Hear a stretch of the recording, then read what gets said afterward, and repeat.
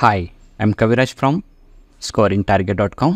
In today's session, we are going to discuss Prose 5 Justice Above Self, Extract Questions and Answers for 9th Standard Students. ಆತ್ಮೀಯ ವಿದ್ಯಾರ್ಥಿಗಳು, ಇವತ್ತಿನ ತರಗತಿಯಲ್ಲಿ ನಾವು 9ನೇ ತರಗತಿಯ ವಿದ್ಯಾರ್ಥಿಗಳಿಗಾಗಿ ಪ್ರೋಸ್ 5 ಅದರಲ್ಲಿ ಬರ್ತಕ್ಕಂಥ ಜಸ್ಟಿಸ್ ಅಬೌವ್ ಸೆಲ್ಫ್ ಈ ಪಾಠದಿಂದ ಇಂಪಾರ್ಟೆಂಟ್ ಎಕ್ಸ್ಟ್ರಾಕ್ಟ್ ಪ್ರಶ್ನೆ ಮತ್ತು ಉತ್ತರಗಳನ್ನ ಡಿಸ್ಕಸ್ ಮಾಡೋಣ. ಈಗಾಗಲೇ ಹಿಂದಿನ ವಿಡಿಯೋಲಿ ನಾವು ಜಸ್ಟಿಸ್ ಅಬೌವ್ ಸೆಲ್ಫ್ ಪಾಠದ 2 ಅಂಕದ್ದು 3 ಅಂಕದ್ದು ಮತ್ತು 4 ಅಂಕದ ಇಂಪಾರ್ಟೆಂಟ್ ಪ್ರಶ್ನೆಗಳನ್ನು ಡಿಸ್ಕಸ್ ಮಾಡಿದ್ವಿ. ಇವತ್ತು ನಾವು ಡಿಸ್ಕಸ್ ಮಾಡ್ತಿರೋದು ಕೇವಲ ಎಕ್ಸ್ಟ್ರಾಕ್ಟ್ ಪ್ರಶ್ನೆಗಳು. ಸೊ ಈ ಒಂದು PDF ನೋಟ್ಸನ್ನು ನೀವು ಡೌನ್ಲೋಡ್ ಮಾಡ್ಕೋಬೇಕಂದ್ರೆ ಅದರ ಲಿಂಕ್ ಕೂಡ ಕಾಮೆಂಟ್ ಬಾಕ್ಸಲ್ಲಿರುತ್ತೆ, ಕ್ಲಿಕ್ ಮಾಡಿ ಡೌನ್ಲೋಡ್ ಮಾಡ್ಕೊಳ್ಳಿ. Okay, let start the class. ಮೊದಲೇ ಒಂದು ಸ್ಟೇಟ್ಮೆಂಟ್ ಏನಿದೆ, but patience has its limits. ತಾಳ್ಮೆ ಶಕ್ತಿಗೂ ಕೂಡ ಒಂದು ಲಿಮಿಟ್ ಅನ್ನೋದು ಇರುತ್ತೆ ಅಂತ ಸ್ಟೇಟ್ಮೆಂಟ್ ಇದೆ. ಈ ಸ್ಟೇಟ್ಮೆಂಟ್ಗೆ ಸಂಬಂಧಪಟ್ಟಂಥ ಪ್ರಶ್ನೆ ಏನು? Who is the speaker? So ಈ ಮಾತನ್ನು ಯಾರು ಹೇಳಿದ್ರು ತಾಳ್ಮೆ ಶಕ್ತಿ ಕೂಡ ಒಂದು ಲಿಮಿಟ್ ಇದೆ ಅಂತ? Answer, Jumman's aunt. B, to whom it was said. ಈ ಮಾತನ್ನು ಯಾರಿಗೆ ಹೇಳಿದ್ರು? ಸೊ ಈಗ ಯಾರು ಹೇಳಿದ್ರು ಅಂತ ಗೊತ್ತಾಯ್ತು, ಆಂಟ್ ಹೇಳಿದ್ರು. ಯಾರಿಗೆ ಹೇಳಿದ್ರು? ಜುಮ್ಮನ್ಗೆ ಹೇಳ್ತಾಳೆ. ಸಿ ಪ್ರಶ್ನೆ, Y did the speaker say so? So ಇಲ್ಲಿ ಆಂಟ್ ಈ ಥರ ಯಾಕೆ ಹೇಳಿದ್ರು ತಾಳ್ಮೆ ಶಕ್ತಿ ಕೂಡ ಒಂದು ಲಿಮಿಟ್ ಇದೆ ಅಂತ? Answer, she gave her property to Jumman for care. So ತನ್ನನ್ನು ನೋಡ್ಕೊಳ್ಳಿ ಅಂತ ಉದ್ದೇಶದಿಂದ ಆಂಟ್ ಏನು ಮಾಡ್ತಾಳೆ, ತನ್ನ ಪ್ರಾಪರ್ಟಿಯನ್ನು ಜುಮ್ಮನ್ಗೆ ಕೊಟ್ಟಿರ್ತಾಳೆ. But he and his wife mistreated her. ಆದರೆ ಜುಮ್ಮನ್ ಮತ್ತು ತನ್ನ ಒಂದು ಹೆಂಡತಿ ಆಂಟ್ಗೆ ಸರಿಯಾಗಿ ನೋಡ್ಕೊಳ್ಳಿಲ್ಲ. After 2 years she couldn't tolerate it any longer. So 2 ವರ್ಷವರೆಗೆ ತಾಳ್ಕೊಂಡ್ಳು, ಮುಂದೆ ಅವಳಿಗೆ ಇದೆಲ್ಲವನ್ನು ಸಹಿಸ್ಕೊಳಕ್ಕೆ ಆಗಲಿಲ್ಲ. ಅದಕ್ಕಾಗಿ ಹೇಳ್ತಾಳೆ ತಾಳ್ಮೆ ಶಕ್ತಿ ಕೂಡ ಒಂದು ಲಿಮಿಟ್ ಇದೆ ಅಂತ. ಎರಡನೇ ಪ್ರಶ್ನೆ, I am not wanted in your house. ನಾನು ನಿಮ್ಮ ಮನೆಯಲ್ಲಿ ಇರೋಕ್ಕೆ ಬಯಸ್ತಾ ಇಲ್ಲ, ನಾನು ನಿಮ್ಮ ಮನೆಯಲ್ಲಿ ಇರೋದಿಲ್ಲ ಅಂತ statement. Who is I referred here? ಇಲ್ಲಿ ಐ ಅಂದರೆ ಯಾರು? ನಾನು ನಿಮ್ಮ ಮನೆಯಲ್ಲಿ ಇರೋದಿಲ್ಲ. ನಾನು ಅಂದರೆ ಯಾರು?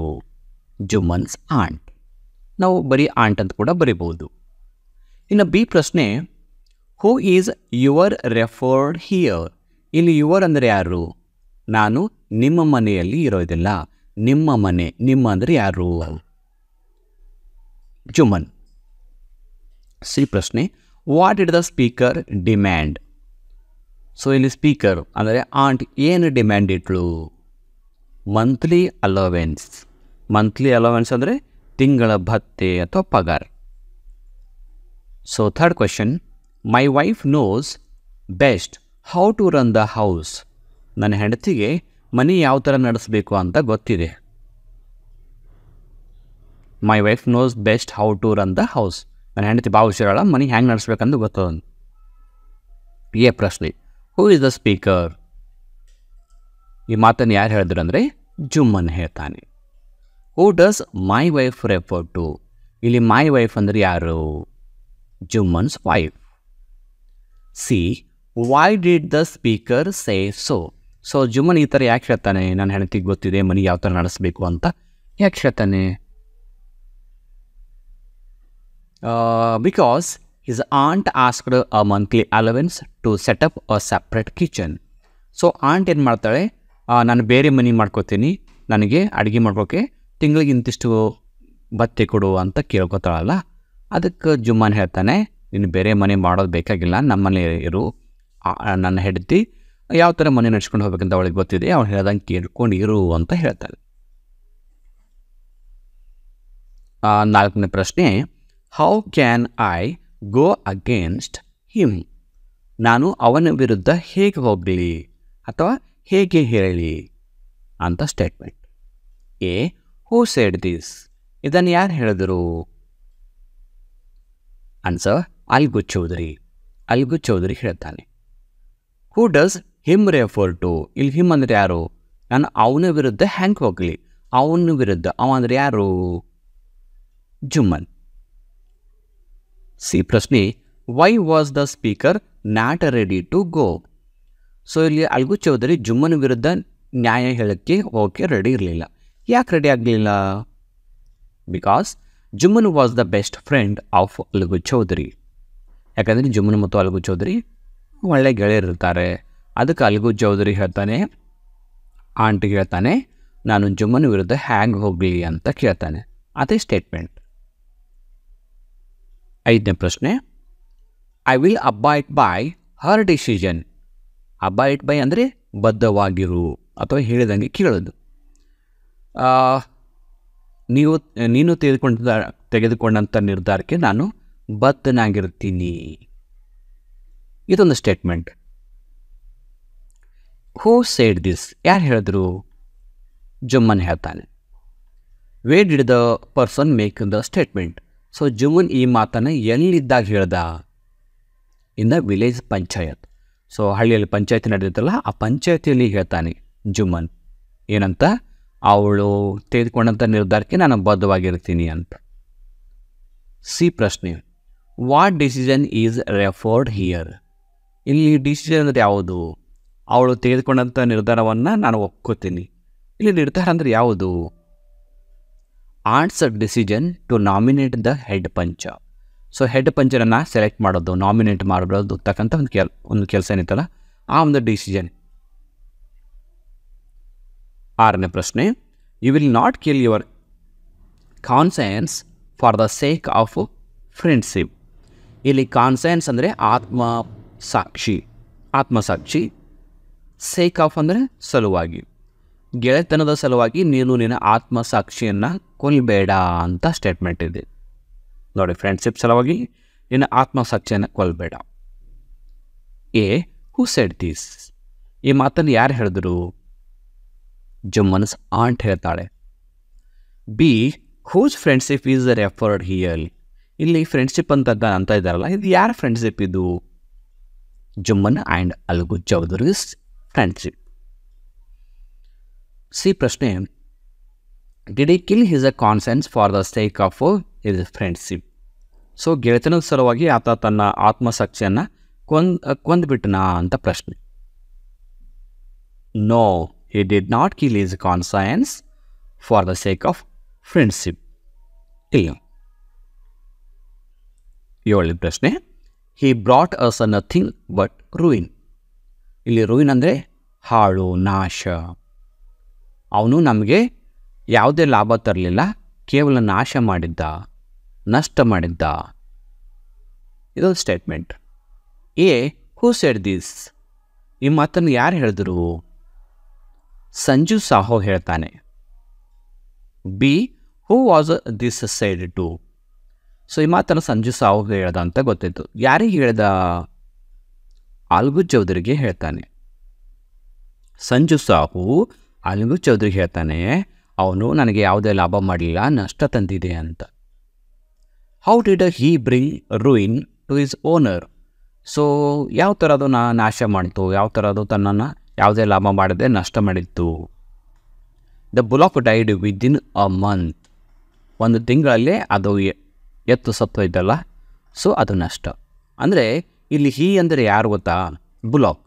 ಆ ಎತ್ತು ನನಗೆ ಯಾವುದೇ ಲಾಭ ತರಲಿಲ್ಲ, ನಾನು ಪರ್ಚೇಸ್ ಮಾಡಿ ಒಂದು ತಿಂಗಳದಾಗೆ ಸತ್ತೋಯ್ತು, ಹೀಗಾಗಿ ನನಗದು ನಷ್ಟನೇ ತಂದಿದೆ ಅಂತ ಈ ಮಾತನ್ನು ಸಂಜು ಸಾಹು ಅಲ್ಗು ಚೌಧರಿಗೆ ಹೇಳ್ತಾನೆ. ಓಕೆ, 8ನೇ ಪ್ರಶ್ನೆಗೆ ಹೋಗೋಣ ಈಗ. I can't pay you a penny for the wretched beast you sold me. ಇಲ್ಲಿ ರೆಚ್ಡ್ ಬೀಸ್ಟ್ ಅಂದರೆ ದರಿದ್ರ ಪ್ರಾಣಿ ಅಂತ ಅರ್ಥ. ಪೆನ್ನಿ ಅಂದರೆ ಅದು ಕರೆನ್ಸಿ ಹೆಸರು, ದುಡ್ಡಿನ ಹೆಸರು, ರೂಪಾಯಿ ಅಂತ ಒಂದು ಅರ್ಥ. ಏನು ಹೇಳ್ತಾನೆಂದರೆ, ಆ ದರಿದ್ರ ಪ್ರಾಣಿ ಸಲುವಾಗಿ ನನಗೆ ಕೊಟ್ಟಿದೆಯಲ್ಲ, ಆ ದರಿದ್ರ ಪ್ರಾಣಿಗೆ ನಾನು ₹1 ಕೂಡ ಕೊಡೋದಿಲ್ಲ. I can't pay you for a penny for the wretched beast you sold me. ನೀನು ನನಗೇನೋ ದರಿದ್ರ ಪ್ರಾಣಿ ಮಾರಿದ್ದೆಲ್ಲ, ಅದ್ರ ಸಲುವಾಗಿ ನಾನು ನನಗೆ $1 ಕೂಡ ಕೊಡೋದಿಲ್ಲ. ಇಲ್ಲಿ ಪೆನ್ನಿ ಅಂದರೆ ಪೈಸಾ ಅಂತ ಅಂದ್ಕೊಳ್ಳಿ. A, who said this? ಯಾರು ಹೇಳಿದ್ರು? ಸಂಜು ಸಾಹು ಹೇಳ್ತಾನೆ. Who is you referred here? ನಾನು ನಿನಗೆ ₹1 ಕೊಡೋದಿಲ್ಲ, $1 ಕೊಡೋದಿಲ್ಲ. ನಿನಗೆ ಯು ಅಂದರೆ ಯಾರು? ಅಲ್ಗು ಚೌಧರಿ. ಅಂದರೆ ಸಂಜು ಸಾಹು ಹೇಳ್ತಾನೆ ಅಲ್ಗು ಚೌಧರಿಗೆ, ನನಗೆ ₹1 ಕೂಡ ಕೊಡೋದಿಲ್ಲ, $1 ಕೊಡೋದಿಲ್ಲ, ಯಾಕಂದರೆ ನೀನು ದರಿದ್ರ ಪ್ರಾಣಿಯನ್ನು ನಾನು ಮಾರಿದ್ದೀನಿ. Why did the speaker say so? ಯಾಕೆ ಈ ಥರ ಹೇಳ್ತಾನೆ ಸಂಜು ಸಾಬು? ನಾನು ನಿನಗೆ ದುಡ್ಡು ಕೊಡೋದಿಲ್ಲ, ನೀನು ದರಿದ್ರ ಪ್ರಾಣಿಯನ್ನು ಮಾರಿದ್ದೀಯಾ ಅಂತ ಯಾಕೆ ಹೇಳ್ತಾನೆ? The bullock died within a month. ಯಾಕಂದರೆ ಆ ಎತ್ತು ಖರೀದಿ ಮಾಡಿದ್ದು 1 ತಿಂಗಳ ಒಳಗೆ ಸತ್ತು ಹೋಗ್ತದೆ. ಅದಕ್ಕೆ. 9ನೇ ಪ್ರಶ್ನೆ, I had become your enemy. ನಾನು ನಿನ್ನ ವೈರಿಯಾಗಿದ್ದೆ. A, who had become the enemy? ಯಾರು ವೈರಿಯಾಗಿದ್ದರು? ಜುಮ್ಮನ್ ಶೇಖ್ ವೈರಿಯಾಗಿದ್ದ. When did the enmity start? Enmity ಅಂದರೆ ವೈರತ್ವ. ಸೊ ಈ ಒಂದು ವೈರತ್ವ, ಈ ಒಂದು ದ್ವೇಷ ಯಾವಾಗ ಸ್ಟಾರ್ಟ್ ಆಯಿತು?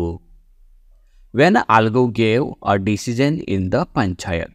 ಸೊ ಆಲ್ಗು ಚೌಧರಿ ಒಂದು ನ್ಯಾಯವನ್ನು ಕೊಟ್ಟಿರ್ತಾನಲ್ಲ, ಆವಾಗ ವೈರತ್ವ ಸ್ಟಾರ್ಟ್ ಆಯಿತು. ಯಾರ್ಯಾರ ಮಧ್ಯೆ ಅಂದರೆ ಅಲ್ಗು ಮತ್ತು ಜುಮ್ಮನ್ ಮಧ್ಯೆ. C, what caused the enmity between them? ಅವರಿಬ್ಬರ ಮಧ್ಯೆ ವೈರತ್ವ ಬರಲಿಕ್ಕೆ ಕಾರಣ ಏನು? The decision given by Algu Chaudhary which was not in favour of Jumman. Favour ಅಂದರೆ ಪರವಾಗಿ. ಸೊ ಅಲ್ಗು ಚೌಧರಿ ಕೊಟ್ಟಂಥ ನಿರ್ಣಯ, ಡಿಸಿಷನ್ ಏನಾಗಿತ್ತಂದರೆ ಆ ಜುಮ್ಮನ್ ಪರವಾಗಿ ಇರಲಿಲ್ಲ, ಅದು ಜುಮ್ಮನ್ನ ವಿರುದ್ಧವಾಗಿತ್ತು. ಅದಕ್ಕಾಗಿ ಅಲ್ಗು ಮತ್ತು ಜುಮ್ಮನ್ ಮಧ್ಯೆ ವೈರತ್ವ ಬೆಳೆಯುತ್ತೆ. 10ನೇ ಪ್ರಶ್ನೆ, since the last panchayat I had become your enemy. ಕೊನೆಯ ಪಂಚಾಯಿತಿ ಆದ ನಂತರದಿಂದ ನಾನು ನಿನ್ನ ಜೊತೆ ವೈರತ್ವ ಬೆಳೆಸ್ಕೊಂಡೆ. Who said this? Jumman. Where was it said? ಏನು ಹೇಳ್ದ? It was said in the panchayat. What happen in the last panchayat? So ಕೊನೆಯ ಪಂಚಾಯತಿಯಲ್ಲಿ ಏನಾಗಿತ್ತು? In the last meeting Algu said Jumman had to pay his aunt every month or lose the property.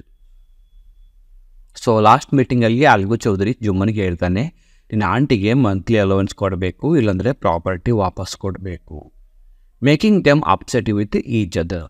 So ಇದರಿಂದ ಏನಾಗಿತ್ತು? ಇಬ್ಬರ ಮಧ್ಯೆ upset ಆಗಿತ್ತು, ದ್ವೇಷ ಸಹ ಬಂದಿತ್ತು. ಇಷ್ಟು ಈ ಪಾಠದಿಂದ ಬರೆದಿರತ್ತೆ ಇಂಪಾರ್ಟೆಂಟ್ ಟೆಕ್ಸ್ಟ್ ಪ್ರಶ್ನೆ ಮತ್ತು ಉತ್ತರಗಳು. ಸೊ ಈ ನೋಟ್ಸ್ನ ಈ ಆನ್ಸರ್ನ PDF ರೂಪದಲ್ಲಿ ನೀವು ನೋಟ್ಸನ್ನು ಡೌನ್ಲೋಡ್ ಮಾಡ್ಕೋಬೇಕಂದ್ರೆ ಅದ್ರ ಲಿಂಕನ್ನು ಕಾಮೆಂಟ್ ಬಾಕ್ಸಲ್ಲಿ ಹಾಕಿರ್ತೀನಿ, ಕ್ಲಿಕ್ ಮಾಡಿ ಡೌನ್ಲೋಡ್ ಮಾಡ್ಕೊಳ್ಳಿ.